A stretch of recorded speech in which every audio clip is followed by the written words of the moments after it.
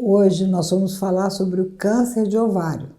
O câncer de ovário não é tão frequente quanto o de mama, de pulmão ou de cólon, ou mesmo de colo do útero na mulher.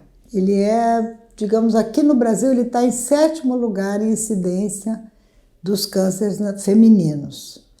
Mas é um tumor que, assim, na maioria das vezes, infelizmente, quando a gente diagnostica, já está num estágio mais avançado. Então, como é que a gente pode falar sobre as causas do câncer de ovário? Existe uma minoria do tumor que tem uma hereditariedade, que é em torno de 25% dos cânceres de ovário. Existe uma alteração nos genes BRCA1 e BRCA2.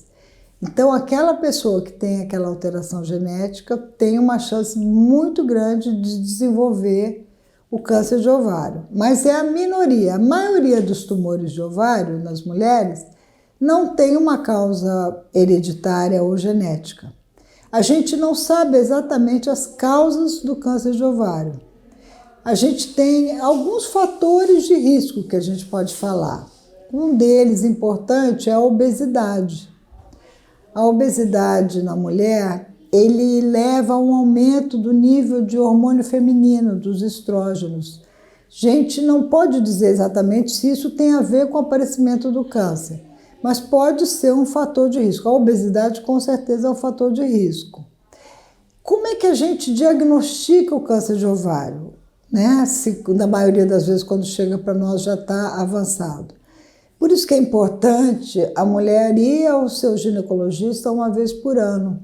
Por quê? Porque além de fazer o exame do Papa Nicolau do colo do útero, se faz o toque e se faz um exame que é o ultrassom transvaginal, que é um exame muito importante. A gente vê lá por dentro como é que está o ovário, qualquer coisa diferente inicial vai aparecer nesse exame.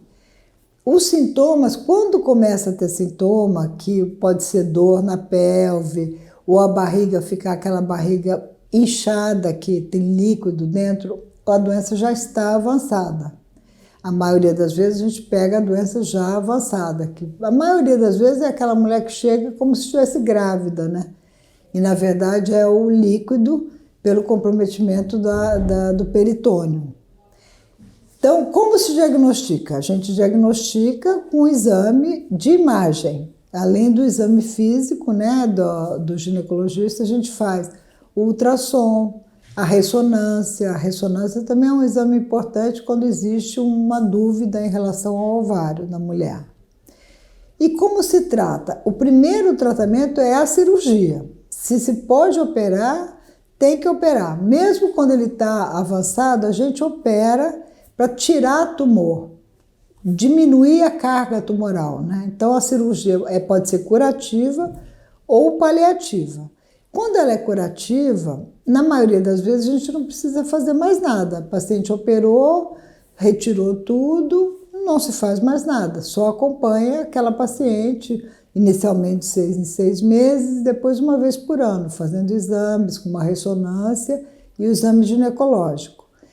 Quando o tumor está mais avançado, aí é o nosso tratamento, que é a quimioterapia, a radioterapia e hoje em dia também a imunoterapia.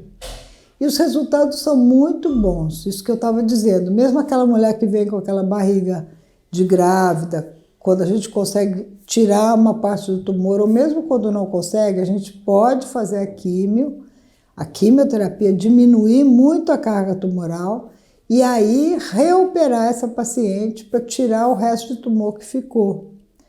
A radioterapia tem indicações precisas, não é feito quase assim na maioria dos pacientes, mas é um tumor que a gente chama de tumor silencioso. Então, o tumor de ovário é importante fazer essa verificação anual com o ginecologista, porque ele praticamente não dá sintoma. Só vai dar sintoma quando ele já está mais avançado. A gente consegue curar os pacientes, a não ser em casos mais específicos onde o tumor está muito avançado, mas existe sempre tratamento, que é a quimioterapia, como eu disse, e a imunoterapia hoje em dia.